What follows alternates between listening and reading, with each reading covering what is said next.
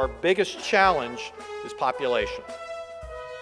Good news is we're no longer losing population. We're growing again. And as Morgan noted, we're getting younger and probably a little better educated. As a matter of fact, our highly skilled workforce is the single biggest reason why employers choose to stay or to grow here.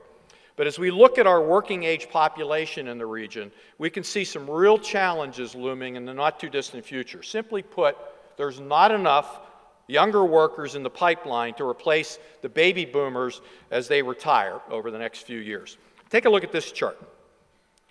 On the left, you'll see the population, working population age 45 to 65, the boomers and the older Gen Xers. They represent more than half of the working age population of the region. On the right is the population of the 25 to 44-year-olds, the people who will have to replace them over the next 20 years. As you can see, there's a gap that reaches almost 137,000 people. Dennis Yablonsky joins us behind the scenes of the annual meeting here at the Carnegie Library in Oakland. He's the CEO of the Allegheny Conference. Welcome. Good to see you. Good to be with you, Bill. Yeah, I saw that population gap number, and when it was shown at the annual meeting, the audience almost gasped. Yeah. It's a big gap. It is a big gap, and we are growing our population again for the first time in a couple of decades, but at a very, very slow rate. And that's because while we are bringing in a lot more young, better educated people than ever before, our birth to death rate, we remain one of the only regions in the country that has more deaths than births, and so it kind of cancels each other out. Wow. And so you look at that gap, does that really tell the whole story? Is it just strictly a population number, or is it a bigger issue in some areas than others? Well, it starts to tell the story, but in some industries like manufacturing, for example, the numbers are even worse. You know, a large percentage of people in manufacturing are in their 50s, and so depending on the sector you're talking about, the gap is even bigger and more acute as the baby boomers and the older Gen Xers start to retire. You know, I can see it's a challenge, although I've been here long enough to remember when the challenge was the other way around, having more people than jobs. Now we seem to have more jobs than people. So doesn't that mean it's going to take care of itself? Doesn't supply and demand just simply make a match and solve the problem? Well, traditionally that might have been the case, but what we're experiencing in terms of the aging of our population is going to happen in the rest of the country as well.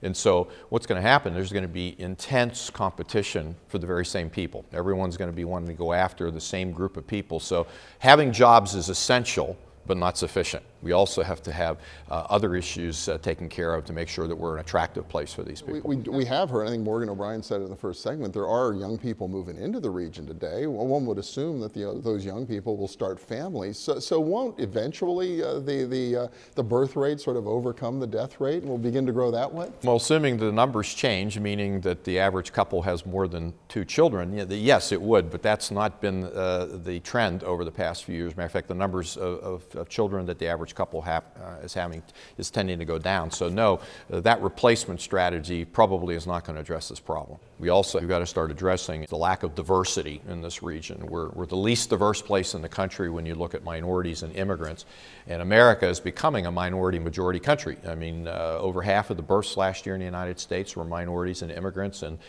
many other regions look very different than we do, and so we're going to have to also figure out how to become a place that's attractive and inclusive to a diverse workforce. It's not only an economic imperative, but it's a very important issue for the younger generation, the 20s and 30s, who view diversity and inclusion as an important quality of life issue. They want to be in a place that's diverse and inclusive. And so if we want to succeed in all these things, we're going to have to address that issue also. But it's a little bit of a cultural change too here. I mean, it's been many years since we had really diverse populations pouring into Pittsburgh in big numbers, probably almost a century. It's going to take some adjustment here for everybody to embrace this. Yeah, and I think part of the issue is we need, for so many years, we've been thinking about a shrinking pie here, that there wasn't growth in jobs, and so anybody coming in from the outside was viewed as taking away a job from someone else.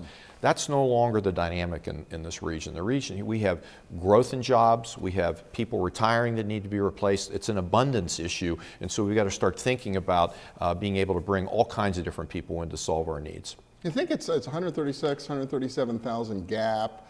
Is that doable? Is that something we can achieve as a region? Well, the good news is it's not going to happen in 1 or 2 years. It's going to happen over a decade plus. So we have time to address it if we get proactive about it and get started on putting the systems and programs in place that we need to address this. All right, Dennis Yablonsky, CEO of the Allegheny Conference. Thank you so much. Thanks, Bill. Appreciate it, yeah. In a minute, we'll be back in the studio to hear from a next generation of leaders emerging in our region, a younger person's perspective on how we can make this an even better place. Stay with us.